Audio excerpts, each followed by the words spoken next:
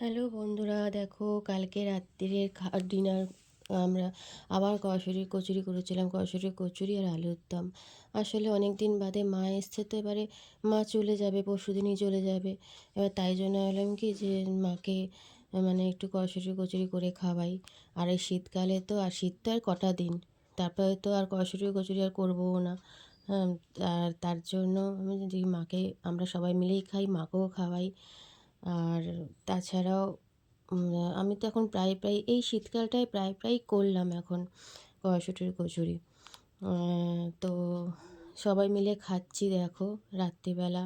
সবাই মিলে সবাই মিলে একসাথে বসে মা বললো কি চল একসাথে বসেই খাই সবাই মিলে। আমি ঠিক আছে। একটা একসাথে খাওয়া, বসে খাওয়া একটা আলাদাই একটা ব্যাপার লাগে। আমি ভেবেছিলাম পরে খাবো, কিন্তু আমি তারপরে আমি বলি না থাক, মার সাথে বসেই খাই, কেননা আবার সেই কবে আম, মা আসবে। মা আসলে একটা মনটা ভালোই লাগে।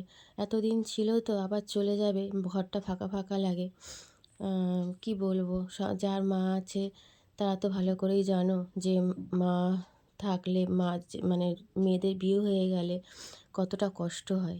তাই সবাই মিলে একটু আনন্দ করলাম কটা দিন। এবার মা আবার কবে আসে, মা বলছে 1 বছর পর আবার আসবো। এরকমই হয়।